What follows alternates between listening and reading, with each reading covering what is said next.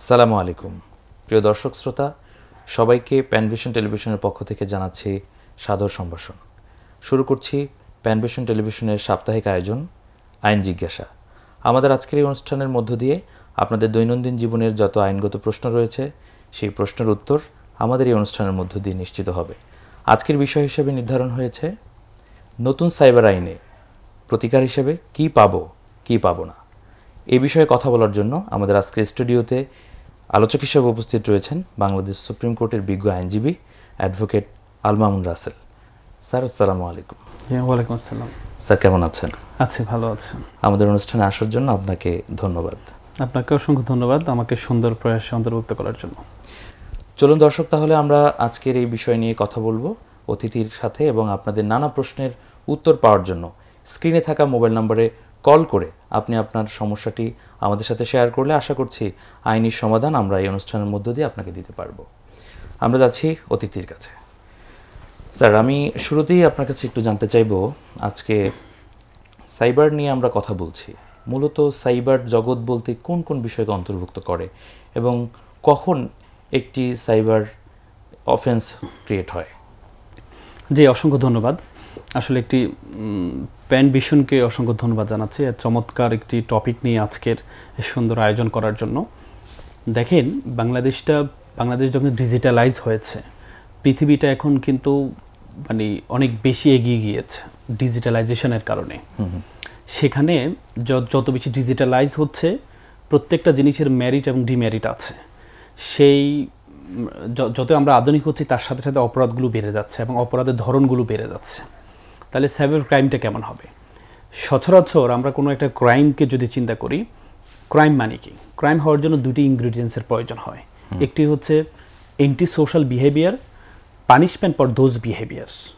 এটি অসামাজিক কাজ হতে হবে, সাথে সাথে শুধু অসামাজিক কাজ হলে হবে না, এটির জন্য শাস্তি থাকতে হবে।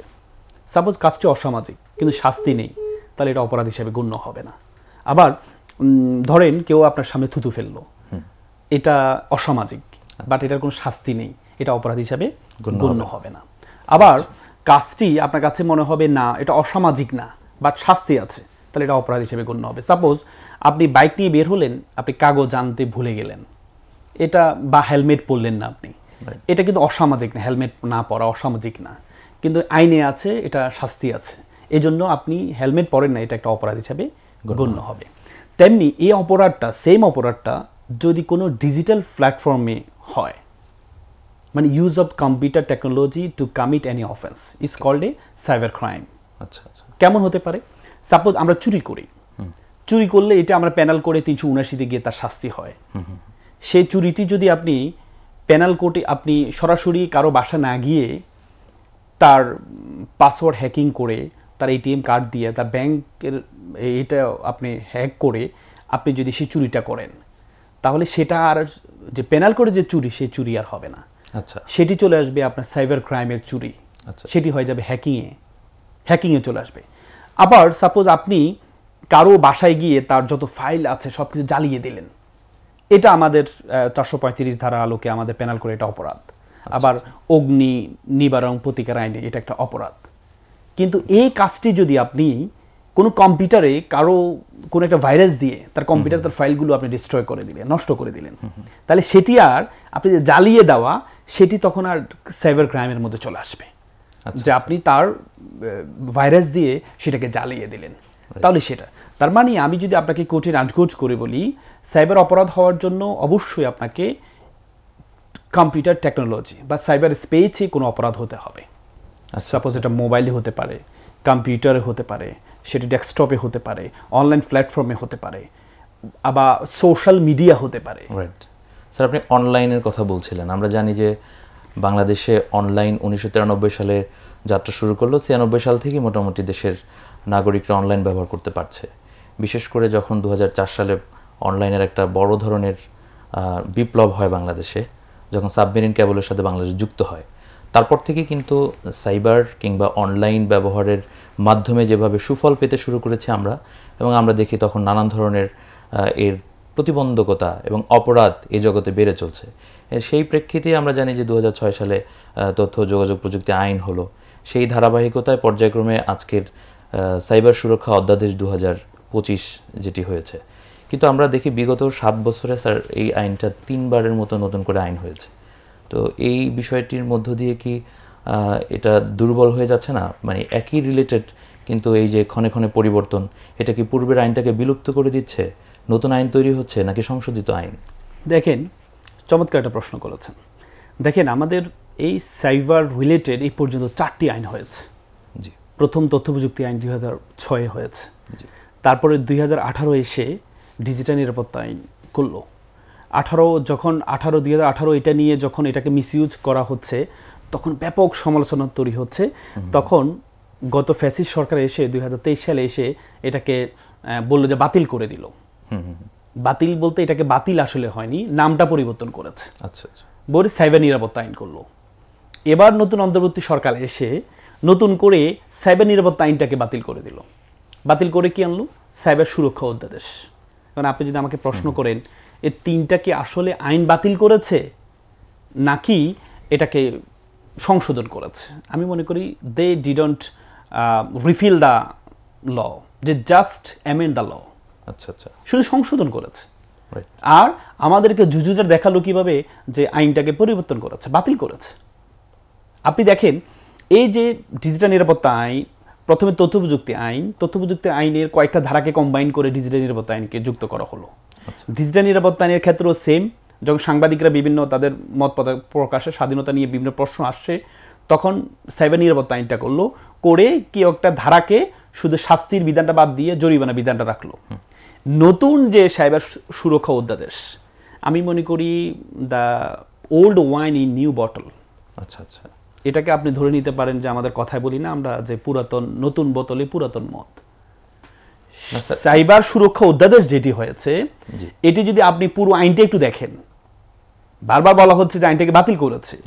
আপনি বাতিল আইনটা যদি আপনি দেখেন, কয়েকটা ধারাকে সংযোজন করেছে, কয়েকটা ধারাকে বাতিল করে বিয়োজন করেছে। সাপোজ আমি আপনাকে ধরে, যেমন হচ্ছে আমাদের 23 ধারা, আগে সাইবার নিরাপত্তা আইনে 23 ধারা মুক্তিযোদ্ধা বা শেখ মুজিবুর রহমান নিয়ে যদি কোনো মানহানিকর কথা বলতো, তার জন্য 1 কোটি টাকা বা 10,000 টাকা 10 বছরের শাস্তি ছিল, সে ধারাটাকে বাদ দিয়েছে। তারপরে 25 এবং 28 ধারায় যেখানে মানহানিকর তথ্য প্রচার প্রকাশের বিষয় ছিল, সেটাকে বাদ দিয়েছে। সেটাকে বাদ দিয়ে আপনি যেটি করলেন সেটি হচ্ছে কয়েকটা ধারা অন্তর্ভুক্ত করেছে। যেমন জুয়া খেলাকে আগে অপরাধের মধ্যে ছিল না, সেটাকে অপরাধের মধ্যে নিয়ে আসা হয়েছে। আগে এই যৌন হয়রানির বিষয়টা ছিল না, বর্তমান আইনে যৌন হয়রানির বিষয়টা নিয়ে আসছে। আগে হচ্ছে আপনার একটা সংগঠন বা একটা সাংগঠনিক কোনো পেজ থেকে যদি কেউ অপরাধ করতো, সে অপরাধটা ডিটারমাইন করা যেত না, সেটাকে নিয়ে আসা হলো। এবং এই সাজার ক্ষেত্রে আপনি দেখবেন কোথাও 3 বছর ছিল, তাকে 2 বছর করা হয়েছে। কোথাও আপনার এই জরিমানা ছিল 10 লাখ, সেটাকে হয়তো 1 কোটি টাকা করা হয়েছে। কোথাও 1 কোটি ছিল, সেটাকে 10 লক্ষ টাকা করা হয়েছে। এবং আপনার সবচেয়ে বড় হয়েছে সেটি হচ্ছে আপনার ভেলেবলকে নন ভেলেবল করা হয়েছে, নন ভেলেবলকে ভেলেবল করা হয়েছে। আপনি অবাক হবেন, মাত্র 4-5টি ধারা ছাড়া আর সবগুলো ভেলেবল অফেন্স।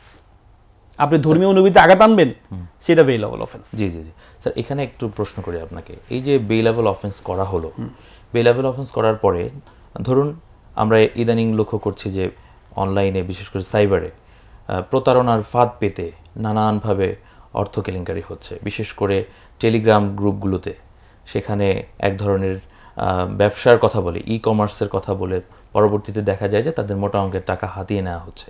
তো এই ধরনের অপরাধগুলোর ক্ষেত্রে সাইবার আইন আসলে, আমি যদি বলি যে বিকাশ কিংবা হচ্ছে টেলিগ্রাম বা এই ধরনের ফাঁদ পেতে যে ক্রাইমগুলো হচ্ছে, এই অফেন্সের ক্ষেত্রে একজন ভুক্তভোগী সাইবার নতুন যে অধ্যাদেশ হলো, সেখানে সে কি প্রতিকার পেতে পারে? আজকে প্যান ভিশনের মাধ্যমে আজকে খুব alarming, it's very alarming for our society.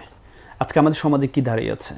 আপনি টেলিগ্রাম ফাঁদ, একটা ভয়ঙ্কর একটা ফাঁদ হয়েছে আমাদের। আপনি জানেন আমাদের প্রায় বাংলাদেশে বর্তমানে প্রায় 10 লক্ষ শিক্ষিত বেকার আছে। এই শিক্ষিত বেকারের সুযোগে অনার্স মাস্টার্স পাস করেছে, কিন্তু বেকারত্বের কারণে তখন এই টেলিগ্রাম ফাঁদের একটা বড় একটা চক্র কাজ করছে। তারা কিভাবে কাজ করে? তারা হচ্ছে আপনাকে ধরেন হচ্ছে টেলিগ্রাম আপনাকে একটা মেসেজ করবে, আপনার নাম্বার একটা মেসেজ করবে। নাম্বারগুলো তারা বিভিন্ন জায়গাতে কালেক্ট করে, কারণ আপনি যখন চাকরিতে অ্যাপ্লাই করেন সেই নাম্বারগুলো তারা ওখান থেকে নেয়। যারা চাকরিতে অ্যাপ্লাই করে তার মানে তারা বেকার। তো বেকারকে যদি আপনি যদি তাদেরকে একটু একটা অফার দিতে পারেন, টাকার অফার, তাহলে সেটা খুব সহজে গ্রহণ করে নেবে। আপনি তাকে একটা অফার দিচ্ছেন যে আপনার কোনো কাজ, আপনি কি পার্ট টাইম পড়াশোনার পাশাপাশি, চাকরির পাশাপাশি পার্ট টাইম কিছু করতে চান, দৈনিক 1000 টাকা ইনকাম করতে চান, তাহলে আপনি আমাদের এতে আসুন। যখন আপনি যখন এগ্রি হবেন তখন আপনি তাকে নক দিবেন, সুন্দর মিষ্টভাষী একজন মেয়ে এসে আপনার সাথে কথা বলবে, চমৎকার। কারণ এই রিলেটেড আমি অনেকগুলো মামলা করেছি, সুন্দর মিষ্টভাষী একজন এসে আপনাকে কল দিবে, কল দিয়ে তিনি আপনাকে চমৎকার একটা অফার দিবে।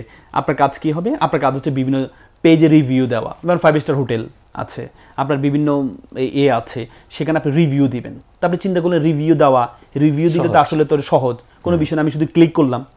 রিভিউ দেওয়ার পর আপনাকে 5 মিনিট 10 মিনিটের মাথা আপনাকে 150 টাকা তারা বিকাশে পাঠিয়ে দেবে। আপনি যখন 150 টাকা পাবেন তখন আপনি তো একটু আগ্রহ বলবেন যে না আমি তাহলে আরো একটু বেশি কাজ করব। তখন আপনাকে বলবো যে ঠিক আছে তাহলে আধা ঘন্টা কাজ করতে হবে, বলে তাহলে আরো কিছু পেজে আপনাকে রিভিউ দিতে হবে। আপনি আরো কিছু পেজে রিভিউ দেওয়ার পর আপনাকে 300 টাকা পাঠানো হচ্ছে। 300 টাকা পাঠানোর পর উনি বলে যে না আমি তো আর 10 মিনিট কেন কাজ করবো, আমি একদিন কাজ করবো। তখন বলে একদিন যদি কাজ করতে চান, আমাদের সাথে যদি আপনি থাকতে চান, তাহলে আপনাদেরকে আমাদের টেলিগ্রাম গ্রুপে অন্তর্ভুক্ত। আপনি জানেন টেলিগ্রামে কিন্তু নাম্বার দেখা যায় না, কার থেকে কে কোন নাম্বার দেখা যায় না, টেলিগ্রাম গ্রুপে অন্তর্ভুক্ত করে এবং তারা কথাও বলে কোনো যোগাযোগটা হয়। টেলিগ্রামে আপনি দেখবেন প্রায় 30-40 জন থাকবে গ্রুপে, সবাই তাদের সদস্য, শুধু আপনি মুরগি, আর কেউ কোনো মুরগি নেই। সবাই কিছুক্ষণ পর পর অমুক বললো আমি মাত্র 5000 টাকা পেয়েছি, স্ক্রিনশট দিবে বিকাশের। কিছুক্ষণ পর একজন বললো আমি মাত্র 1 লক্ষ টাকা পেয়েছি, স্ক্রিনশট দিবে। আপনি তো পুরো হিপনোটাইজ হয়ে যাবেন, আপনি তখন ঘুরে চলে আসবেন। তখন তারা বলে আপনি যদি আমাদের সাথে কাজ করতে চান, বড় ধরনের কাজ করতে চান, তাহলে আপনাকে একটু ইনভেস্ট করতে হবে। সেই ইনভেস্টটা কি? আপনাকে 10,000 টাকা দিতে হবে, তাহলে আপনাকে আমরা ওই গ্রুপে অ্যাড করব, যেখান থেকে আপনি ইনকাম করতে পারবেন 1 লক্ষ টাকা। সে চিন্তা করলো 10,000 টাকা দিলে 1 লক্ষ টাকা পেলে এটা কিছু না। এই যে এই সময়টা আপনাকে হিপনোটাইজ করবে তারা, এমন একটা সময়ের মধ্যে আপনি নতুন কারোর সাথে পরামর্শ করার সুযোগ পাবেন না। কারণ আপনার মাথার মধ্যে লোভ ঢুকে গেছে, টাকা নিতে হবে আমাকে, টাকা ইনকাম করতে হবে আমাকে। আপনি 10,000 টাকা দিয়ে রেজিস্ট্রেশন করলেন, হুট করে আপনার যে একটা অ্যাকাউন্ট আছে, মানে একটা অ্যাকাউন্ট আপনাকে একটা বায়োভিউ একটা অ্যাকাউন্ট দিবে, অ্যাকাউন্টে কোনো অস্তিত্ব নেই, অস্তিত্ব দেখাবে 1 লক্ষ টাকা আপনার যুক্ত, সেখানে আমার টাকাগুলো যে যুক্ত হয় এটা আবার শো করছে আপনাকে 1 লক্ষ টাকা। অনেকেই মেসেজ দিবে যে আমি 1 লক্ষ টাকা পেয়েছি, 1 লক্ষ টাকা কিছুক্ষণ পর উঠিয়েছি, সেই স্ক্রিনশট দেখাবে। আপনি আরও খুশি হয়ে যাবেন। তখন আপনাকে বলবে যে আপনি আরও কাজ করতে চান, তাহলে আপনাকে 1 লক্ষ টাকা যদি আপনি ইনভেস্ট করেন তাহলে 10 লক্ষ টাকা আপনি পাবেন। এভাবে কয়েকটা করার পরে এক পর্যায়ে আপনি তখন যেখান থেকে পারেন, যে দিক থেকে পারেন, আপনি যেখান থেকে পারেন টাকা নিয়ে এভাবে অনেকে প্রতারিত হয়েছে, অনেকে আত্মহত্যা করেছে, দ্য কমিট দ্য সুইসাইড। অনেকে number of people, A number of young generation যে সুইসাইড করেছে, অনেকে অ্যাটেম্প করেছে। তার মানে এই যে এটা করলে এখন কথা হচ্ছে, যদি এটা হচ্ছে, কারণ আমরা আসলে পরিবারের সাথে আলোচনা করছি না, আমরা বেকারত্বের কারণে পরিবার থেকে এত বেশি ডিটাচ হয়ে যাই, পরিবারের সাথে আমরা এগুলো শেয়ারও করি না। না শেয়ার করার কারণে হয় কি, আমার পরিবারকে আমি বলতে পারছি না, কারণ আপনি যখন সমাজে কারোর সাথে কথা বলেন তখন তো সে আপনাকে পরামর্শ দিবে, এটা করো না, এটা করো, এটা করো না, এগুলো একটু ভণ্ড। তাহলে এটা হলে আপনার প্রতিকার কি? আপনার কাজ হবে আপনি যত কিছু আছে টেলিগ্রামের পুরোটাকে আপনি স্ক্রিন ভিডিও করে ফেলবেন। আমি গতকাল একটা মামলা করেছি সাইবার রিলেটেড, এই সেম বিষয় নিয়ে মামলা করেছি। বিজ্ঞ আদালত তো মামলাটি গ্রহণ করেছে এবং যে অ্যাকাউন্টটা আছে, যে অ্যাকাউন্টটা ওখানে দেওয়া হয়েছে, টাকাটা নিয়েছে, সেই অ্যাকাউন্টটা জব্দ করেছে, বিজ্ঞ আদালত আদেশে দিয়েছে, একবার মামলা শুরুতে আদেশে জব্দ করেছে। এবং কি বিজ্ঞ আদালত বাদীকে বলেছে তুমি তো লোভে পড়ে এটা করেছো, তোমার কাজ হবে 1000 পোস্ট দেওয়া ফেসবুকে, এটা আমাকে প্রিন্ট করে আমাকে দেখাবা যে তুমি 1000 পোস্ট দিয়েছো। কেন পোস্ট দিয়েছো? তুমি সবাইকে জানিয়ে দাও তুমি যে বিপদে পড়েছো, তুমি যে হ্যাকিং এর শিকার হয়েছো, তুমি যে হিপনোটাইজ হয়ে যে তুমি যে অপরাধ করেছো, তুমি যে একটা অপরাধ করেছো, তুমি লোভে পড়ে এতগুলো টাকা ইনভেস্ট করেছো, তুমি তো অপরাধ করেছো। রাষ্ট্রের কি ঠেকা পড়েছে রাষ্ট্রে তোমাকে এখন মামলা নিয়ে এই কি বলে ডিবি সিআইডি গিয়ে এদেরকে গ্রেপ্তার করা? কারণ তুমি তো, রাষ্ট্র তো তোমাকে কোনো অফার দেয় নাই। এই জন্য শাস্তি স্বরূপ বলা হয়েছে তোমাকে 1000 পোস্ট দিতে হবে ফেসবুকে। আজকে আমার ক্লায়েন্ট কল করলো, কবে 1000 পোস্ট দেওয়া তো খুব কঠিন কাজ, তোমাকে দিতে হবে, আপনাকে কোর্টের আদেশ, এটা আপনাকে 1000 পোস্ট দিতে হবে, এটা প্রিন্ট করে আবার কোর্টকে দেখাইতে হবে, তার মানে আপনাদের কাজ হবে যদি এমন ফাঁদে পড়ে যান, যারা ভবিষ্যতে আছেন যুবকদেরকে বলবো আপনারা অল্পতে পাওয়ার আশায় কখনো লোভে পড়বেন না কখনো। আর যারা পড়ে গিয়েছেন তাদের প্রতিকারকে, তাদের প্রতিকার হচ্ছে খুব দ্রুত আইনের আশ্রয় নেওয়া। যদি সুযোগ থাকে থানায় গিয়ে অভিযোগ করা, থানা যদি অভিযোগটা না নেয় তাহলে কোর্টে এসে আপনাদের বিভিন্ন বিভাগীয় শহরে আপনার ট্রাইব্যুনাল আছে, প্রত্যেকটা বিভাগে এক একটা ট্রাইব্যুনাল আছে, ঢাকাতে একটা ট্রাইব্যুনাল আছে, ট্রাইব্যুনালে গিয়ে আপনি দ্রুত মামলা করলে এই যে অ্যাকাউন্টগুলো আছে অ্যাকাউন্টগুলোর মাধ্যমে খুব সহজে তাদেরকে আইডেন্টিফাই করে তাদেরকে আইনের আওতায় নিয়ে আসা যাবে।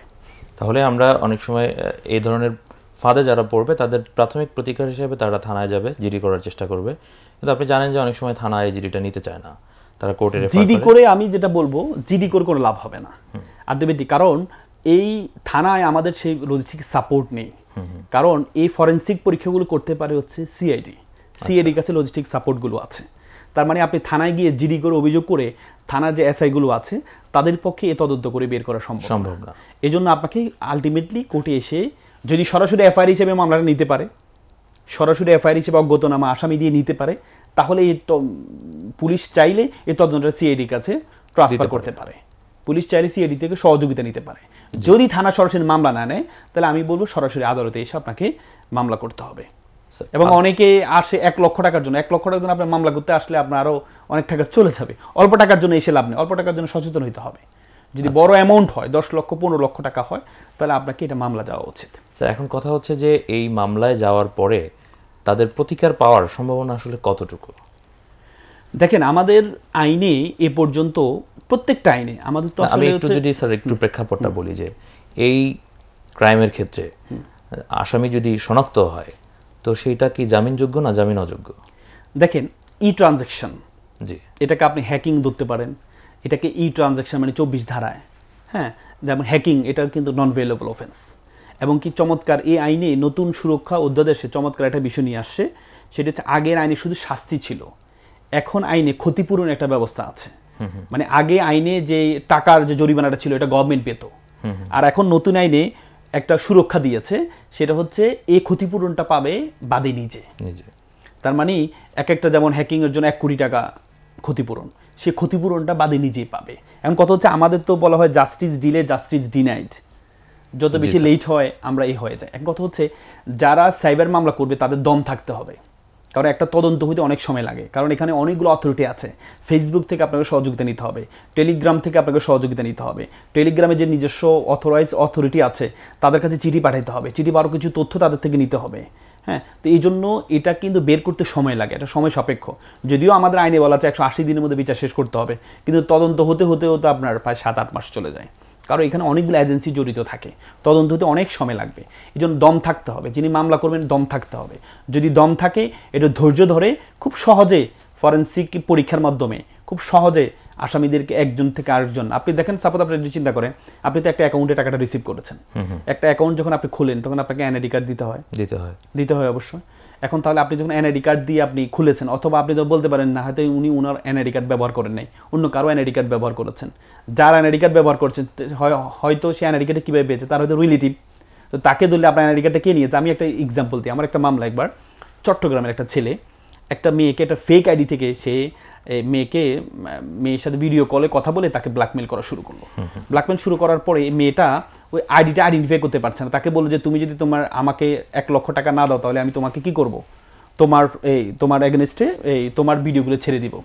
সে তো আইডেন্টিফাই করতে পারছে না হু ইজ হি, কে এই কাজটা করছে। তখন তিনি একটা মামলা করলেন। মামলা করার পর সিআইডি কী করলেন, এই যে আইডিটা খুলেছে, একটা আইডি খুলতে হলে আপনি জানেন একটা আইডি খুলতে হলে একটা ইমেল প্রয়োজন হয়, এবং একটা ইমেলকে ভেরিফাই করার জন্য একটা মোবাইল নাম্বার দিতে হয়। তাহলে মোবাইল নাম্বারটা যে কোনো একটা ব্যক্তির নামে রেজিস্ট্রেশন করা আছে। পরে যখন ওই নাম্বারটা খুঁজে পেলো, নাম্বারটা দেখা যায় একটা বৃদ্ধা মানুষের নামে রেজিস্ট্রেশন করা। পরে বৃদ্ধা মানুষকে ধরলো চট্টগ্রামে গিয়ে যে আপনার এই নাম্বারটা কে ব্যবহার করে, বলে যে এটা তো আমার শালা ব্যবহার করে। পরে গিয়ে দেখা যায় শালাটাই হচ্ছে মূল কালফিট। পরে গিয়ে শালাকে গ্রেপ্তার করেছে, 7-8 মাস জেল খেটেছে। তার মানে এর দ্বারা প্রতিকার পাওয়া খুব সহজ। আমাদের যে এখন আধুনিকতা আছে, আমাদের যে তথ্য প্রযুক্তি আছে, আমাদের যে ফরেনসিক ল্যাব আছে, খুব সহজ। কিন্তু এটা হচ্ছে সদ ইচ্ছা থাকতে হয়। সিআইডি যারা আমাদের আইন শৃঙ্খলা বাহিনী আছে তাদেরও সদ ইচ্ছা থাকতে হয়। আবার যিনি মামলা করেছেন তাহারও আমাদের বলে না যে আপনি না কাঁদলে মাও বাচ্চাকে দুধ দেয় না। তা আপনি যদি নিজের পেরেশানি না থাকে আসলে আইন শৃঙ্খলা বাহিনীও আপনাকে সহযোগিতা করবেন না, খুব সহজে বের করা যায়। স্যার একটু যদি এর সাথে রিলেট করি, আপনি যে বিকাশের এখন যেমন টেলিগ্রামটা তো অনেকটা অ্যাভেলেবেল হচ্ছে, কিন্তু কিছুদিন আগ পর্যন্ত এই অপরাধটা অনেকটা ঘটতো বিকাশের মাধ্যমে, এবং বিশেষ করে গ্রাম্য যে সাধারণ মানুষ আছে তারা দেখা যায় যে তাদেরকে ফোন দেয় যে জিনের বাচ্চা, এরকম ফোন দিয়ে বিভিন্ন প্রলোভন বলে, বিভিন্ন অফারের কথা বলে যে এই 500 টাকা পাঠান, 5000 টাকা পাঠান, তাহলে আপনাকে এত দেওয়া হবে। এই যে ফাঁদে পড়ছেন তাদের কি কোনো প্রতিকার এই আইনে আছে? অবশ্য আছে। আমি আপনাদেরকে একটা কথা বলি, আপনার মাধ্যমে দর্শকদেরকে একটা কথা বলি। পৃথিবীতে সবচেয়ে চরম সত্য, পৃথিবীতে টাকা ইনকাম করা পৃথিবীর সবচেয়ে কঠিন কাজ এবং সবচেয়ে সহজ কাজ। এখন কেউ যদি আপনাকে বলে আপনি এটা করলে আপনাকে এত টাকা দিয়ে দিবে, তাহলে মনে করতে হবে এটা একটা ডাহা মিথ্যা কথা, এটা একটা প্রলোভন। সে যদি আপনাকে এত টাকা দিতে পারতো তাহলে তো তার অবস্থা থাকতো না। তো এই জন্য কোনো ধরনের প্রলোভনে, পরিশ্রম ছাড়া কোনো ধরনের প্রলোভনে কোনো দর্শক যেন না পড়ে, কোনো যুবক না পড়ে। এখন কথা হচ্ছে যদি পড়ে যায় আইন তো আপনাকে সুরক্ষা দিচ্ছে। আইন আপনাকে সুরক্ষা দিচ্ছে। বিকাশে যে নাম্বারটা আপনার থেকে টাকাটা রিসিভ করে নিচ্ছে, এই নাম্বারের এগেনিস্টে আপনি নাম্বারটা তো একটা প্রক্রিয়া আছে, এই নাম্বারটা কারো নামে রেজিস্ট্রেশন করা আছে, এই নাম্বারটা একটা চক্র আছে, এই নাম্বারটা কারো সিম ব্যবহার সে করেছে। এখন আপনার থেকে যখন টাকা নেয়, কয়েকটা প্ল্যাটফর্ম এখানে কাজ করে, যে কোনো একটা প্ল্যাটফর্মে। আমাদের ফ্রান্সের অপরাধ বিজ্ঞানী লাডোয়ার্ড ওয়াকওয়ার্ড একটা কথা বলেছেন, এভরি কন্ট্যাক্ট লিভস এ ট্রেস। প্রত্যেক অপরাধী তার কিছু ট্রেস রেখে যায়, তার কিছু আলামত রেখে যায়। সে আলামতটাকে আপনাকে খুঁজে বের করতে হবে। You have to identify the those element, সেটাকে আইডেন্টিফাই করতে হবে। সেটা সহজ।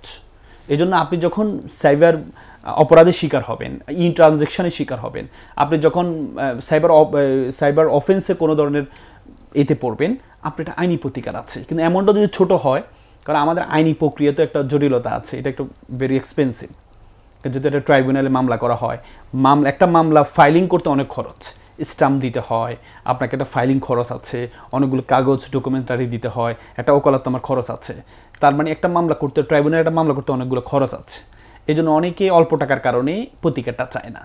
আর যারা এই অপরাধগুলো করে তারা জানে যে একটা মানুষ থেকে বেশি টাকা তারা নেয় না, সর্বোচ্চ তারা আপনার থেকে 1,000 টাকা নেবে, সর্বোচ্চ 2,000 টাকা নেবে। সে জানে আপনি 10,000 টাকার জন্য আপনি কি যাবেন না, আপনি মামলাতে যাবেন না। সে জানে আপনি 20,000 টাকার জন্য মামলাতে যাবেন না, কারণ 20,000 টাকার মামলাতে গেলে আপনার 10,000 টাকা মামলা খরচ করতে হবে, আপনি যাবেন না। এই জন্য তারা ছোট ছোট অ্যামাউন্টগুলো আপনার থেকে নেবে, বড় অ্যামাউন্টগুলো তারা নেয় না। এই জন্য যখনই এরকম কোনো অফার আসে, কখনোই অফারটা গ্রহণ করবেন না। স্যার, এই যে আপনি বললেন অফার গ্রহণ না করার জন্য, এবং একটু আগে আপনি বলছিলেন যে বেকার যুবকদের কথা। আমরা জানি যে বাংলাদেশের এখন উদ্যোক্তা যারা তৈরি হচ্ছে, তার একটা বড় অংশ ফাংশন করছে কিন্তু অনলাইনকে, এই কমার্স বিজনেস বা অনলাইন বিজনেসের মধ্য দিয়েই তাদের ব্যবসা বাণিজ্য এটা প্রসারিত হচ্ছে। তো ঠিক একই সাথে আবার সেই অনলাইনে ফাঁদও আছে।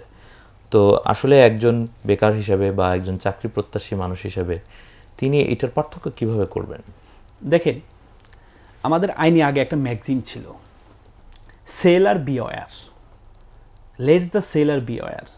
যিনি বিক্রি করবেন তাকে সচেতন হতে হবে। আর এখন বল let's the buyer the be aware, যিনি কিনবেন তাকে সচেতন হতে হবে। আপনি যখন একটা মাছ কিনতে যাবেন, যিনি বিক্রি করতে পচা মাছ বিক্রি করছেন, এই জন্য তাকে আপনি অপরাধী হিসেবে ধরবেন না। আপনি কেন পচা মাছ না দেখে কিনলেন, এটা আপনি অপরাধী হবেন। আপনি তো অনলাইন প্ল্যাটফর্মে যখন আপনি কোনো কিছু কিনতে যাবেন, সাপোজ আমার নিজের গাড়ির ড্রাইভার, সে আমাকে বলে নাই, সে কি করছে, অনলাইনে একটা মোবাইল যেটার দাম 40,000 টাকা, সেটা 5,000 টাকা অনলাইনে বিক্রি করছে। আচ্ছা, সে অলরেডি 3,000 টাকা দিয়ে দিচ্ছে। আচ্ছা, দিয়ে তারপরে মোবাইলটা আনবে। এখন মোবাইলটা নেওয়ার জন্য সে মোবাইলটা যখন তাকে বলল যে আসার জন্য, বললো যে না, আপনাকে আরও এই 7,000 টাকা দিতে হবে। কেন 7,000 টাকা দিতে হবে? বললো যে আপনাকে মোবাইলটা দেওয়ার পর আবার আপনাকে টাকাটা ব্যাক দিব আমি। আচ্ছা আচ্ছা। পরে আমার কাছে টাকা খুঁজে সে, তাই আমি বললাম কি টাকা খুঁজো? বলে স্যার আমার তো কিছু টাকা লাগবে। কেন বলে না আমাকে। সে ভাবছে যে মোবাইলটা কিনে তারপর দেখাবে, দেখেন আমি মাত্র 40,000 টাকা মোবাইল 5,000 টাকা কিনেছি, আমি অনেক চালাক। হ্যাঁ, আমি বললাম কেন তোমার টাকা লাগবে? তো সে একবার যে আমাকে বললো যে আমি একটা মোবাইল অর্ডার দিয়েছি, মোবাইলটা 5,000 টাকা, 3,000 টাকা দিয়েছি, আর 7,000 টাকা তারা বললো যে দিয়ে আবার টাকাটা আমাকে ব্যাক দিয়ে দিবে যখন মোবাইলটা আমাকে ডেলিভারি দিবে। আবার তো দিলাম আমি। দর্শক, খুবই অ্যালার্মিং ব্যাপার। আমরা দেখতে পাচ্ছি যে আইনজীবীর গাড়ির ড্রাইভার তিনিও কিন্তু নিরাপদ নয়। সুতরাং আপনারা যারাই হচ্ছে এই অনলাইনে কাজ করছেন কিংবা কোনো উদ্যোক্তা হিসেবে ব্যবসা বাণিজ্য পরিচালনা করছেন, অথবা যারা হলো নতুন কোনো চাকরির সন্ধান করছেন, খুবই সতর্ক থাকতে হবে। সতর্ক না থাকলে কিন্তু আইনও আপনাকে কোনো প্রতিকার দেবে না। আমরা স্যার একটু ভিন্ন প্রসঙ্গে যেতে চাই। ব্যবসা বাণিজ্যের কথা থাকলো, যারা সোশ্যাল মিডিয়া ব্যবহার করছে, ফেসবুকে নানা ধরনের বুলিংয়ের শিকার হচ্ছে। প্রায়ই আমরা এটা দেখতে পাই, আমাদের রাজনৈতিক অঙ্গন থেকে শুরু করে মিডিয়া অঙ্গন কিংবা সাধারণ মানুষ এই যে বুলিংয়ের শিকার হচ্ছে, এই আইন তাদেরকে কী ধরনের প্রতিকার বা সুরক্ষা দেয়?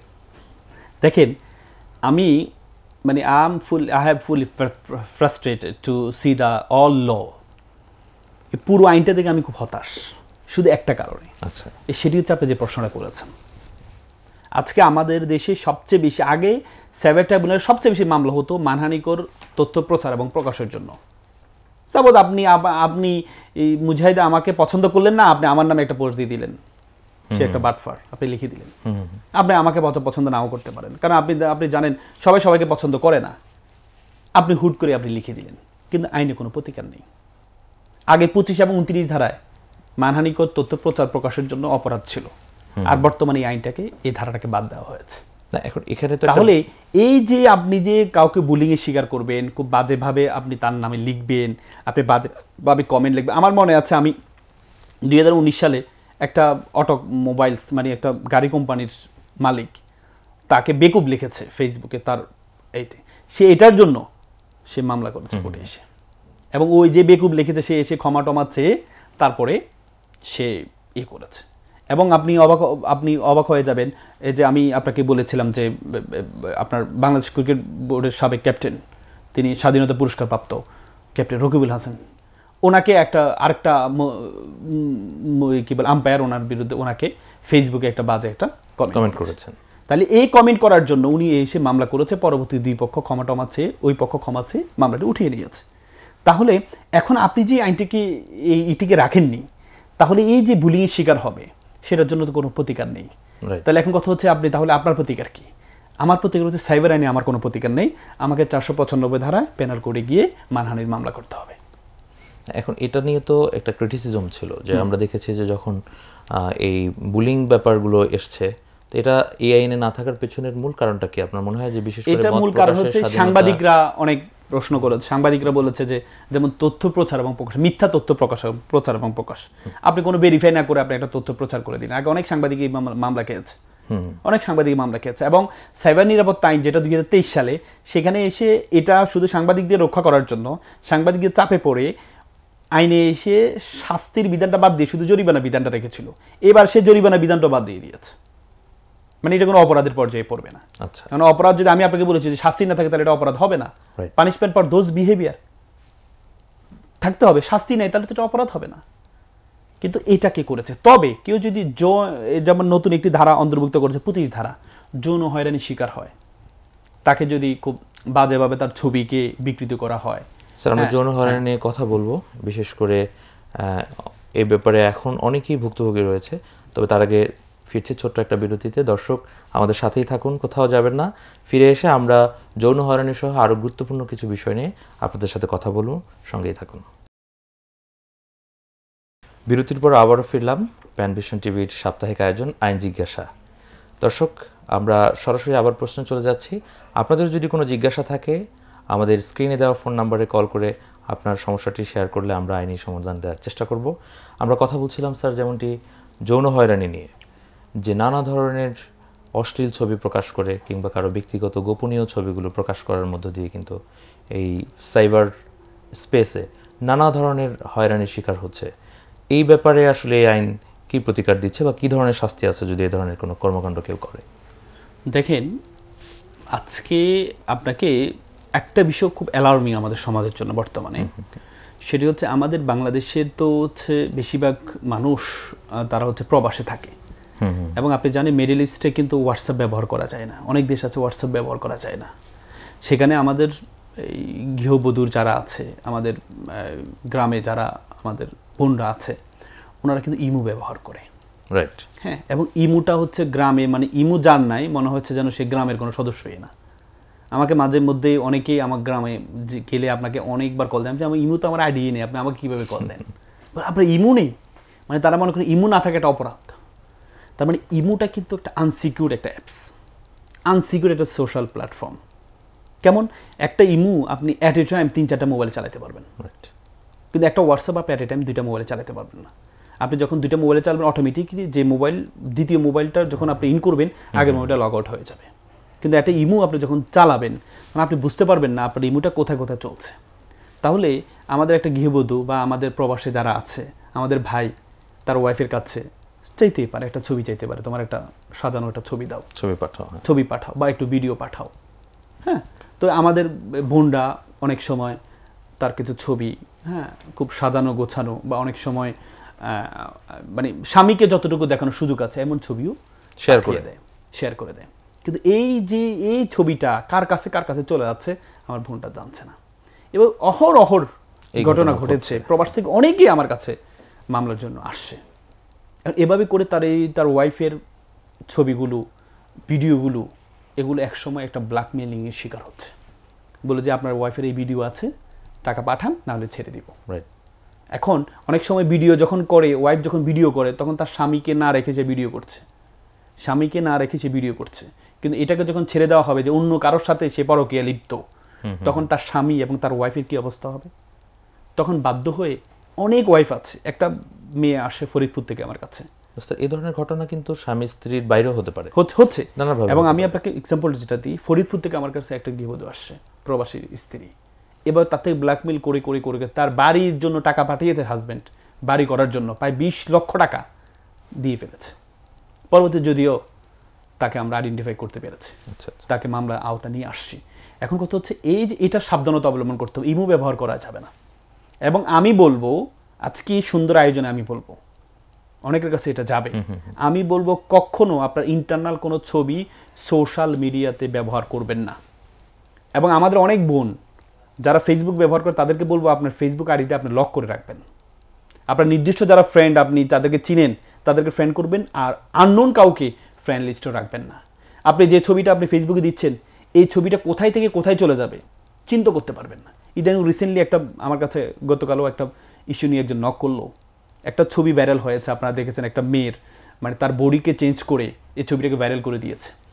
অথচ এটা কিন্তু ছবির মধ্যে কিন্তু সেই তেমন ছিল না, এটা কিন্তু এটাকে এআই দিয়ে এবং বিভিন্ন প্ল্যাটফর্ম দিয়ে বিভিন্ন দিয়ে এটাকে পরিবর্তন করে আপনার ছবিটা, তাহলে দূষিত প্রথমে আপনি কেন ছবিটা সোশ্যাল মিডিয়া দিয়েছেন? না স্যার, এখন আমি তো আমার ব্যক্তিগত ছবি কিংবা আমার কোনো অনুভূতি কিংবা আমার কোনো স্মৃতিময় একটা দৃশ্য, এটা তো আমি আমার সোশ্যাল মিডিয়ায় শেয়ার করতে পারবো না। এটা আমার শুভানুধ্যায়ীদের জন্য আমি শেয়ার করব। অবশ্যই পারবেন, কিন্তু ব্যাপারটা হচ্ছে আপনি ফ্রেন্ড লিস্টে কাদেরকে অন্তর্ভুক্ত করেছেন, তারা সবাইকে আপনি চিনেন কিনা। কিন্তু আমাদের আইডিগুলো কি তাহলে আমাদেরকে মানে প্রাইভেট, আমাদের বন্ধুদের ক্ষেত্রে আমি বলবো, আমাদের বন্ধুদের ক্ষেত্রে একটা ছেলের জন্য এই সমস্যাটা হচ্ছে না।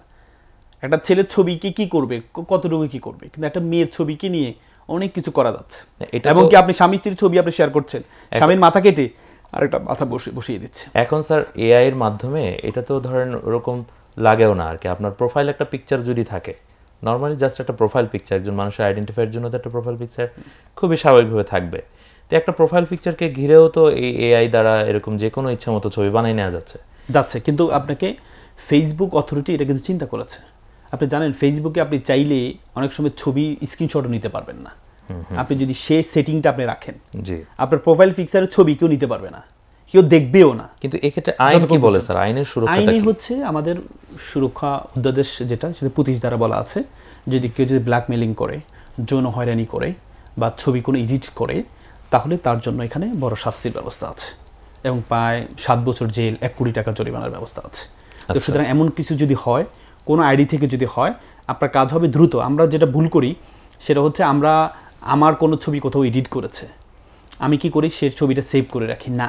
আপনার প্রথম কাজ হবে, আপনি যেই আইডি থেকে আপনার পোস্টটা হয়েছে সেই আইডিটা কপি, মানে সেই লিঙ্কটা কপি করবেন। প্রথমে লিঙ্কটা কপি করে আপনি আপনার জায়গা আপনি আপনার হোয়াটসঅ্যাপে আপনি রেখে দেবেন, লিঙ্কটা কপি করবেন।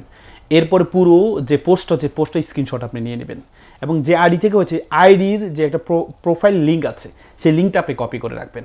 আমরা অনেক সময় শুধু স্ক্রিনশটটা রেখে দিই, স্ক্রিনশটটা দিয়ে তো আপনাকে আইডেন্টিফাই করতে পারবেন না আইডিটা কার। আপনি যখন প্রোফাইলটা করবেন, লিঙ্কটা নেবেন, তখন এই প্রোফাইলটা যদি ডিঅ্যাক্টিভে করে দেয়, তারপরেও ফরেনসিক ল্যাবরেটরির মাধ্যমে এই আইডিটা কার, এই আইডিটা কে চালাচ্ছে, সব কিছু বের করা সম্ভব এখন।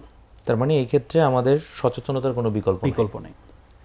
স্যার, আমরা একটু ভিন্ন প্রসঙ্গে যাই। যেমন হচ্ছে আপনি জুয়ার কথা বলছিলেন, যারা সাইবার স্পেসে জুয়া এটা অপরাধযোগ্য করা হয়েছে, এই অপরাধে কি ধরনের শাস্তির কথা আছে এবং কোন ধরনের কার্যক্রম আসলে সাইবার জুয়া হিসেবে বিবেচিত করছে আইনের দৃষ্টিতে? দেখেন, এবার এই আইনে চমৎকার একটা বিষয় অ্যাড করেছে, সেটি হচ্ছে আগে জুয়া ধারা অনেকে ভিক্টিমাইজ হতো, ভিকটিম হতো তাদের প্রতিকার ছিল। কিন্তু সে জুয়া নিজে খেলার কারণে, যেমন আমাদের যৌতুক আইনে আছে যৌতুক প্রদান করা এবং গ্রহণ করা দুটি অপরাধ। তাহলে আপনি জুয়া দিয়ে আপনি প্রতারিত হলেন, কিন্তু জুয়া কেন খেললেন এটা তো একটা অপরাধ। সে অপরাধের জন্য আপনার কি শাস্তি আছে? সেই শাস্তির জন্য এবার আর আপনার সুরক্ষা অধ্যাদেশে 20 ধারায় জুয়ার যদি কেউ যদি খেলে তাহলে তার জন্য 1 কোটি টাকা জরিমানা এবং 2 বছরের শাস্তির ব্যবস্থা আছে। কোন কাজগুলো জুয়ার মধ্যে আসলে?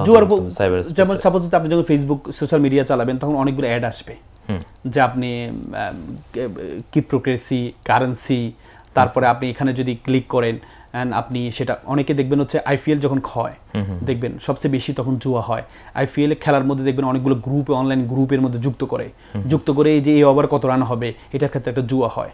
তার মানে আপনি যখন অনলাইন প্ল্যাটফর্ম ব্যবহার করে কোনো ধরনের জুয়া করবেন, জুয়া খেলবেন, তাহলে এটা আপনার এই আইনের এই সাইবার সুরক্ষা অধ্যাদেশ আইনে আপনি অপরাধী হবেন। যদি আপনি এটা করার জন্য আপনি যদি কোনো গ্রুপ খুলেন তাহলে গ্রুপের সকল সদস্য এটার জন্য আওতাভুক্ত আসবে। তারপরে আপনি কোনো ধরনের জুয়া, অনলাইন জুয়ায় ফেসবুক সোশ্যাল মিডিয়া অ্যাড পেয়েছেন, আপনি সেখানে ঢুকে আপনি টাকা ইনভেস্ট করলেন, টাকা আয় করলেন, সেটাও অনলাইন জুয়ার মধ্যে পড়বে। এবং যিনি ইনভাইট করবেন তিনিও অপরাধী, যিনি খেলবেন তিনিও এই আইনে অপরাধী হবেন। Okay sir.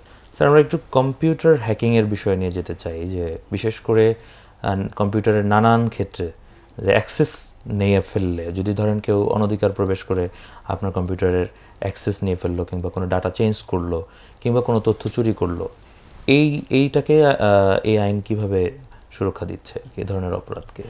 দেখেন, হ্যাকিং আগের আইনেও অপরাধ ছিল, ডিজিটাল নিরাপত্তা আইনে অপরাধ ছিল, তথ্য প্রযুক্তি আইনে অপরাধ ছিল, এবং আমাদের এবার আইনের প্রথম যে ধারাটা 17 ধারা সেটা হ্যাকিং হিসেবে রাখা হয়েছে এবার আইনে।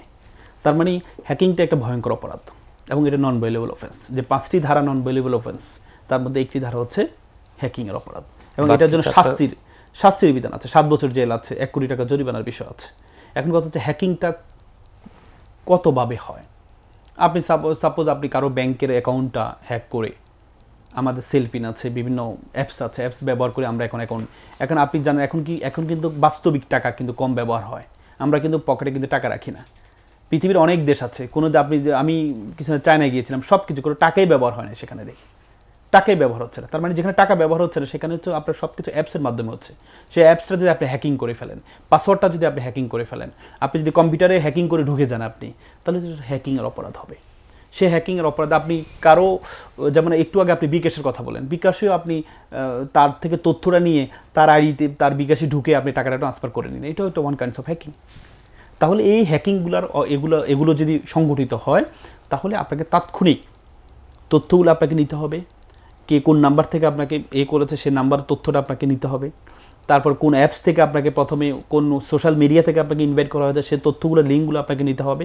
সবগুলো নিয়ে দ্রুত আপনি আইনশৃঙ্খলা বাহিনীর কাছে যেতে হবে, নতুবা আপনাকে একজন লয়ারের সাথে কথা বলে দ্রুত আপনাকে মামলাতে যেতে হবে, নাহলে আলটিমেটলি আপনি এটা করতে পারবেন না। এটা তো হলো ধরেন যিনি কাজটা করছেন, আমরা তার ব্যাপারে আইনগত পদক্ষেপ নিলাম, মামলা করলাম এবং প্রতিকারের জন্য চেষ্টা করলাম, কিন্তু যদি এই কাজে কেউ সহযোগিতা করে আর কি, এই ধরনের অপরাধের সহযোগিতা করলে তার জন্য কি কোনো? এখানে আমাদের সাইবার সুরক্ষা আদেশে 30 ধারা বলা আছে, যদি আপনার সেটি যদি অপরকে যদি সহযোগিতা করে তাহলে যে কাজে যে শাস্তি যিনি সহযোগিতা সহায়তা করেছেন তিনি সেম শাস্তি পাবেন। আচ্ছা আচ্ছা, হ্যাকিং এর যে শাস্তি সহায়তাকারী হিসাবে সেম শাস্তি, একই ধরনের শাস্তি পাবেন। আর যদি কেউ মিথ্যা মামলা করে, ধরেন এই অপরাধটা আসলে যার বিরুদ্ধে অভিযোগটা আনা হয়েছে তিনি এই অপরাধটা করেন নাই, এটা প্রমাণিত হলো, এই ধরনের মিথ্যা মামলা যদি করা হয় তখন? মিথ্যা মামলার ক্ষেত্রে আমাদের সাইবার নিরাপত্তা আইনে আগের আইনেও ছিল, এবার সুরক্ষা অধ্যাদেশ 28 ধারায় বলা আছে কেউ যদি আপনার মিথ্যা মামলা করে তাহলে মিথ্যা মামলার জন্য তার যে শাস্তির জন্য তিনি মিথ্যা মামলাটা করেছেন হুবহু অ্যাজ ইট ইজ শাস্তি উনি পাবেন। অর্থাৎ আমি একটা মিথ্যা মামলা, আমি হ্যাকিং এর অপরাধের জন্য আমি মিথ্যা মামলা করলাম কারোর বিরুদ্ধে, কিন্তু এটা মিথ্যা মামলা প্রমাণিত হয়েছে, হ্যাকিং এর যে শাস্তি এই শাস্তিটা যিনি মিথ্যা মামলা করবেন তার সেম শাস্তি তার উপর শাস্তি। তার মানে মামলা করতে গেলেও এখানে কিন্তু তাকে সচেতন হতে হবে, কোনো মিথ্যা অভিযোগ দিলে হিতে বিপরীত, মানে নিজেই ওইটা এটা আমাদের শুধু সাইবার নিরাপত্তা আইনে সকল আইনের ক্ষেত্রে আপনি যখন মিথ্যা মামলা করবেন, ইদানিং অনেকগুলো এক্সাম্পল তৈরি হয়েছে, আপনি যৌতুকের মামলা করলেন, মিথ্যা মামলা করলেন। আমাদের ঢাকা কোর্টে কয়েকদিন আগে একজন যৌতুক মামলা করেছে, ডিভোর্সের প্রায় 4 বছর পরে, পরবর্তীতে তাকে ওই মামলায় তাকে সাজা দিয়ে তাকে জেলে পাঠানো হয়েছে মেয়েকে। তো তো সুতরাং মিথ্যা মামলা করলে আমাদের সকল আইনে মিথ্যা মামলা করলে কিন্তু এটা প্রচলনটা খুবই কম। যিনি যার বিরুদ্ধে মিথ্যা মামলা করছে উনি চিন্তা করেন যাক মামলা থেকে বেঁচেছে, এটাই যত, আর রিভেঞ্জ নেওয়া দরকার নেই বা প্রতিশোধ নেওয়া দরকার নেই, অনেক ঝামেলা অনেক কষ্ট করেছে, আর দরকার নেই। কিন্তু সাহসী কেউ যদি থাকে, না আমাকে কষ্ট দিয়েছে, আমি তাকে এটার শাস্তি দিতে হবে, তাহলে তিনি গিয়ে এই মিথ্যা মামলা করলে নতুন করে একটা মামলা তাকে করতে হবে। স্যার একটি বিষয় একটু বলছিলেন একটু আগে যে আপনি যে এই আইনের কয়েকটা ধারার কথা বলছিলেন যেগুলো হচ্ছে জামিন অযোগ্য, সেগুলো কি, মানে কোনগুলো জামিন অযোগ্য? দেখেন আমাদের আগের যে আইনটা সাইবার, অনেকেই বলে থাকে যে আমাদের আগের আইনটা বিলুপ্ত করা হয়েছে। আগের আইনে সবগুলো ধারা কিন্তু বিলুপ্ত করা হয়নি। আগের আইনে কিছু নির্দিষ্ট ধারা বিলুপ্ত হয়েছে, এবং নির্দিষ্ট ধারা যে ধারাগুলো বিলুপ্ত করেছে সে ধারাগুলোর ইতিপূর্বে যদি কোনো রায় হয় সে রায়টাও বিলুপ্ত হবে। সেই ধারায় যে মামলা আছে, ইনভেস্টিগেশন আছে, সেই ইনভেস্টিগেশন স্টপ হয়ে যাবে। সেই মামলার সাক্ষী অবস্থা আছে, বিচারাধীন অবস্থা আছে, সেই মামলাটা সেখানে স্টপ হয়ে যাবে। কিছু নির্দিষ্ট ধারা আছে। যেমন আমি যদি আপনাকে শুধু যেগুলো করেছে এই আপনার ধারাগুলো, যেমন 17, 18, 19, 20 এই ধারাগুলোকে আপনাকে রহিত করেছে, এই কি বলে আপনার এই রহিত করেছে। তাহলে যে ধারাগুলো আপনাকে রহিত করা হয়েছে, যে ধারাগুলো, সেগুলো যেমন আপনার 25 ধারা, তারপরে 26, 27, তারপরে হচ্ছে আপনার 29 ধারা, যে ধারাগুলো যেমন মানহানি, এইসব ধারাগুলোকে এখানে বাদ দেওয়া হয়েছে। এবং কি যে 21 ধারা যেটা আপনাকে বললাম, যেটার জন্য শেখ মুজিব নিয়ে কোনো কথা বললো, তার পরিবার নিয়ে কোনো কথা বললো, সেই ধারাটা এই পর্যন্ত যত রায় হয়েছে সব রায়গুলো বাতিল হবে। কিন্তু এর বাহিরে যে ধারাগুলো আছে, যেমন আপনি ডিজিটাল জালিয়াতি করেছেন, হ্যাকিং করেছেন, আপনি হচ্ছে এই যে ধারাগুলো আছে, এই ধারাগুলোর মামলা চলমান থাকবে। এবং আমাদের এখানে রক্ষা কবচ মানে হেফাজতকরণ যে ধারাটা আছে, সে ধারায় বলা আছে যে এই মামলাগুলো এমনভাবে চলবে মনে হবে যেন যে সাইবার নিরাপত্তা আইনটা এখনো বলবৎ আছে। রাইট স্যার, তাহলে আমরা বুঝতে পারলাম যে মানে স্পিচ অফেন্স যেগুলো আছে এগুলো মূলত নতুন সাইবার সুরক্ষা অধ্যাদেশে বাদ দেওয়া হয়েছে, বাট এছাড়া যে সাইবার স্পেসে যে ধরনের ক্রাইমগুলো হতে পারে সেগুলো বহাল রাখা হয়েছে। আচ্ছা, তাহলে যেই ধারাগুলো বহাল আছে এইখানের মামলাগুলো চলতে থাকবে, আর আগের যে ধারাগুলো বাতিল করা হয়েছে সেই ধারার মামলাগুলো সব সাজা হলে সাজাটাও বাতিল হয়ে যায়। কিন্তু সাজা খেটে ফেলছে, তখন কি হবে? এখন সেটা তো আইনের কারণে হয়েছে, সেটার জন্য সে কোনো ক্ষতিপূরণ পাবে না? কোনো ক্ষতিপূরণ আইনে উল্লেখ করা নেই। বাতিল হয়েছে, সে মুক্তি পেয়েছে, এটাই তার জন্য ক্ষতিপূরণ আর কি।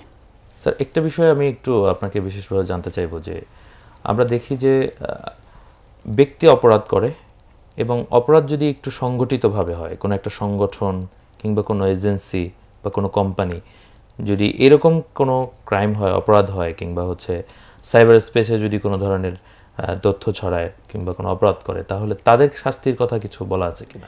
এখানে সাইবার সুরক্ষা অধ্যাদেশ 2025-এ একটা 25 ধারা, একটি চমৎকার একটা ধারা নিয়ে আসছে। সেটি হচ্ছে কোম্পানি ডিফাইন করা হয়েছে, সংগঠনকে ডিফাইন করা হয়েছে। সাপোজ কোনো কোম্পানি, কোনো পেজ, সাপোজ একটা কোম্পানির তাদের একটা লিমিটেড কোম্পানি, সেই লিমিটেড কোম্পানি কোনো পেজ থেকে তারা কোনো একটা ব্ল্যাকমেলিং করেছে কাউকে, বা এটাকে দিয়ে কোনো যৌন হয়রানিমূলক কোনো ভিডিও ছেড়েছে, তাহলে আগে আমাদের আইনে যেটা ছিল সেটা হচ্ছে ওই পেজের যারা অ্যাডমিন থাকে তারা সবাই এটা শাস্তি আওতায় আসতো। কিন্তু বর্তমান আইনে যেমন সাপোজ কোনো নিষিদ্ধ ঘোষিত সংগঠন, বাংলাদেশ ছাত্রলীগের কোনো পেজ থেকে কোনো যৌন হয়রানিমূলক কোনো কাজ বা রাষ্ট্রবিরোধী কোনো কাজ হয়েছে, প্রচার করা হয়েছে, তাহলে এখানে আগের আইনে যেটি ছিল সেটা হচ্ছে অ্যাডমিনটা এখানে হতো, কিন্তু এখন এই আইনে সেই অ্যাডমিনটা হবে না। এই আইনে হচ্ছে এই সংগঠনের যারা অথরিটি আছে, যেমন একটা লিমিটেড কোম্পানি হলে যারা ডিরেক্টর আছে, প্রত্যেকে এটা লাইবিলিটি গ্রহণ করতে হবে, প্রত্যেকে এটা শাস্তি আওতায় আসবে। তবে এখানে কোর্টের আনকোট করে বলে দেওয়া হচ্ছে যদি তার জ্ঞাতসারে প্রমাণ করতে হবে যে তার জ্ঞাতসারে হয়নি, তিনি এখানে ছিলেন না, তিনি জানতেন না, এটা যদি প্রমাণ করতে পারে তাহলে তিনি এটা থেকে রক্ষসুদ পাবেন, না রক্ষসুদ পাওয়ার কোনো সুযোগ নেই। তার মানে আপনি যদি একটা সংগঠনের কোনো পেজ থেকে করে, এই সংগঠনের প্রত্যেকে, সংগঠনের যারা দায়িত্বশীল তারা প্রত্যেকে এটার জন্য দায়িত্ব বহন করতে হবে। না, আপনি বাংলাদেশ ছাত্রলীগের কথা বললেন, নিষিদ্ধ ঘোষিত সংগঠন, তো তারা যদি তাদের দলীয় কার্যক্রম কিংবা হচ্ছে যেগুলো হলো আইনের মাধ্যমে নিষিদ্ধ করা হয়েছে সেই ধরনের কোনো কর্মকাণ্ডের প্রচারণা যদি তারা চালায়, সেটার ক্ষেত্রে সেটা আছে আমাদের আইনে সন্ত্রাসী কার্যক্রম, আমাদের আইনে আগের আইনেও ছিল সন্ত্রাসী কার্যক্রম, বর্তমান আইনেও সন্ত্রাসী কার্যক্রম ছিল। আগের আইনে আপনার হচ্ছে সন্ত্রাসী কার্যক্রমটাকে, যেমন আগের আইনে দুইটা আইন ছিল, ছদ্মবেশ ধারণের একটা কথা ছিল, যে কেউ যে ছদ্মবেশ ধারণ করে কোনো অপরাধ করে সেটাকে এই আইনে একটা ধারার মধ্যে দুইটি সন্ত্রাসী কার্যক্রমের মধ্যে সেটা একটা ধারার মধ্যে অন্তর্ভুক্ত করেছে। তো সুতরাং এটা যদি এটা সন্ত্রাসী কার্যক্রম, রাষ্ট্রদ্রোহী অপরাধ, যেহেতু এটা নিষিদ্ধ সংগঠন, তারা যদি কোনো অপরাধ করে সেখানে ও এটার জন্য সাইবার মামলা খাবে, মামলা খেলে সকলেই অপরাধী, তার যারা দায়িত্বশীল আছে সকলেই এটার জন্য এই লায়াবিলিটি গ্রহণ করতে হবে। স্যার একটা বিষয় আমাদেরকে একটু ক্লিয়ার করবেন। আমরা নতুন আইনের বিভিন্ন জিনিস জানতে পারলাম, কোথায় আমরা প্রতিকার পাবো আর কোথায় পাবো না, কিন্তু এই প্রতিকার পাওয়ার জন্য যে মামলা করার প্রক্রিয়াটা, এই মামলা করার প্রক্রিয়াটা কি, মানে কিভাবে তাকে স্টেপ স্টেপ করে আগাতে হবে? মামলা ক্ষেত্রে আমি শুরুতে আপনাকে বলেছি যে প্রথমে আপনাদের চিন্তা থাকবে হচ্ছে আমাদের ডিবিতে আপনি চাইলে একটা অভিযোগ করতে পারেন। যদি ডিবি চাইলে এই অভিযোগটা তারা একটু ইনভেস্টিগেশন করে যেটা কগনিজেবল অফেন্স হবে, সেক্ষেত্রে তারা সরাসরি এফআইআর হিসাবে নিতে পারে, এটি করতে পারে। যদি আপনি থানায় গিয়ে কোনো প্রতিকার পেলেন না বা মামলা গ্রহণ করলো না, কারণ দেখেন আমাদের সাইবার সুরক্ষা অধ্যাদেশে বলা আছে যে এই সাইবার সুরক্ষা অধ্যাদেশের আইনে কোনো মামলা নিতে হলে অবশ্যই তদন্ত করতে হবে। কারণ কেন তদন্ত করতে হবে, এটা আমাদের সাক্ষ্য আইনও বলা আছে। কারণ আপনি সাপোজ কোনো অপরাধ যদি করে, এটা আপনি সরাসরি দেখতে পান, কিন্তু একটা সোশ্যাল মিডিয়া কোনো অপরাধ করেছে, এই আইডিটা কি আমার আইডি, এটা কীভাবে আইডেন্টিফাই করবেন আপনি? এই আইডিটা তো অন্য কেউ চালাইতে পারে। এই যে আপনি মালিকানা, এই মালিক কি আপনি আসলে, এটা আইডেন্টিফাই করার জন্য আপনাকে এটা পরীক্ষা করতে হবে। এই জন্য সাইবার কোনো মামলা তদন্ত ছাড়া মামলা নেওয়ার কোনো বিধান নেই, তদন্ত করতে হবে। তদন্ত করে আসলে আপনি আইডিটা থেকে যৌন হয়রানি করেছে, এই আইডিটাতে ব্ল্যাকমেলিং করেছে, আইডিটা আপনি মালিক, এই মালিকটা নিশ্চিত করতে হবে। এই মালিকটা যদি নিশ্চিত করা যায়, আগে যেমন আমি আপনাকে বলি, আগে যেমন মামলা নিত, যেমন আমি কয়েকদিন আগে একটা মামলা অব্যাহতি করালাম। সে অব্যাহতি একটা ছেলে একসাথে, দুইজন ছেলে মেয়ে একসাথে পড়াশোনা করতো। তো এখন এরা বিয়ে করবে, বিয়েটা ঠেকানোর জন্য তার মামা ছিল একজন পুলিশের এসআই, তার মামা কী করলো, নিজে একটা আইডি খুলে, তার নামে একটা আইডি খুলে ওই মেয়ের কিছু অন্তরঙ্গ ছবি মেয়ের আইডিতে পাঠাইলো। আচ্ছা আচ্ছা। তাহলে আপনি আর তদন্ত করলেন না এই আইডিটার মালিক কে, এই আইডিটার মালিকটা কি ছেলেটা কিনা, না। পরবর্তীতে এটা দিয়ে মামলা নিলেন, এফআইআর নিয়ে ছেলেটাকে জেলে নিয়ে প্রায় 7-8 মাস জেল খাটালেন। আসলে আইডিটা ছেলেটার নাই, কিন্তু এই আইডিটা সে পরে ফরেন্সিক পরীক্ষা করার পরে, ফরেন্সিক পরীক্ষার ক্ষেত্রে তারা জালিয়াতি করেছে। তারা এই আইডিটা মালিককে এটা বের করে নাই, তারা শুধু বের করেছে ফরেন্সিক পরীক্ষার মধ্যে গিয়েছে কিনা। রাইট। পরবর্তীতে আমরা কোর্টকে যখন দেখালাম যে এটার মূল দায়িত্ব কি ছিল, ফরেন্সিক পরীক্ষার মূল দায়িত্ব ছিল এই আইডিটার মালিককে এটা বের করা, সেটা বের করে নাই। পরবর্তী কোর্ট আমাদেরকে অব্যাহতি দিয়েছে। ব্যাপারটা হচ্ছে এই যে আগে যে সেটা ছিল না, তদন্ত ছাড়াই মামলাটা নেওয়া যেত, কিন্তু এখন সে তদন্ত ছাড়া আপনি মামলা নেওয়াটা সুযোগ নেই এখন। এই আইনের মানে একটা বড় ক্রিটিসিজম ছিল বিগত সাইবার নিরাপত্তা আইন 2023-এর, যে এটা দ্বারা আসলে মানুষের মত প্রকাশের স্বাধীনতাটা সংকুচিত করা হয়। তো আপনি কি মনে করছেন যে নতুন যে অধ্যাদেশ হলো তার মধ্যে দিয়ে এই সমস্যাটা আসলে নাই? আমি মনে করি এটাকে ব্যালেন্স করা দরকার ছিল। দেখেন প্রত্যেকটা মেরিট ডিমেরিট আছে।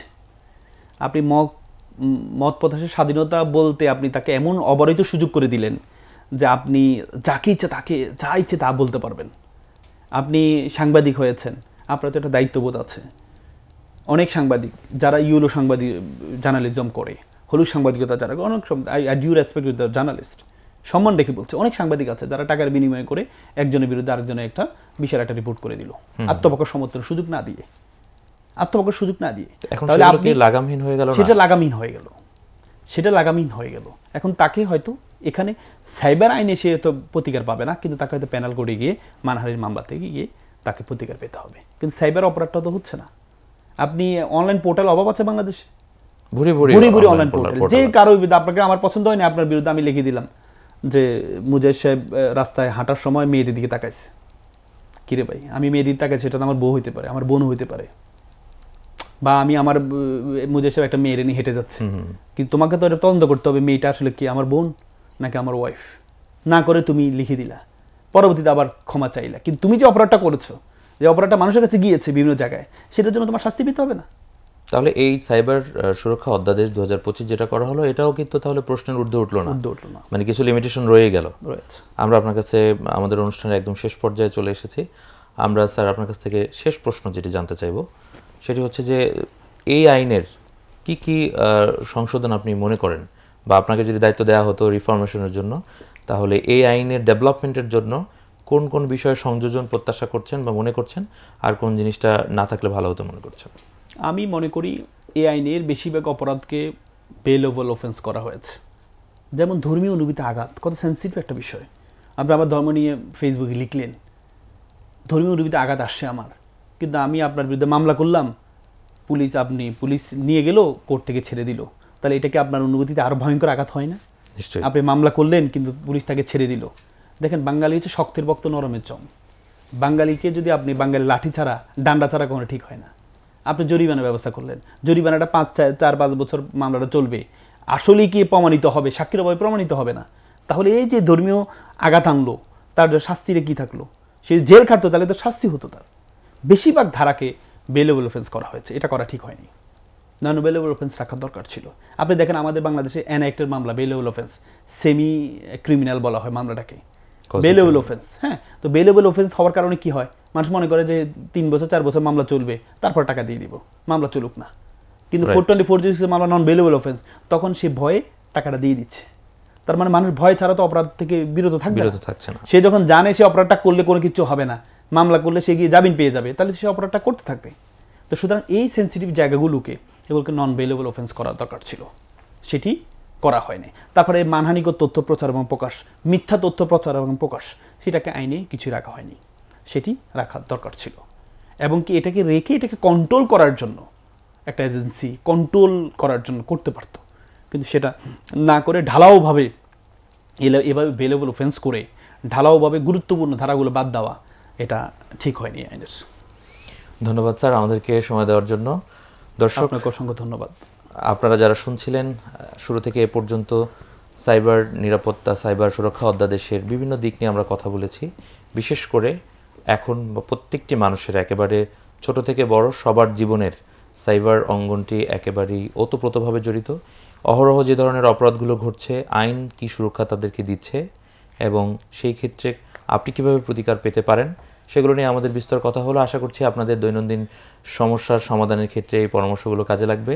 ফিরব পরবর্তী সপ্তাহে নতুন কোনো বিষয় নিয়ে, নতুন কোনো অতিথির সাথে। সেই পর্যন্ত ভালো থাকুন, সুস্থ থাকুন, প্যান ভিশনের সাথেই থাকুন। ধন্যবাদ। আসসালামু আলাইকুম রহমতুল্লাহ।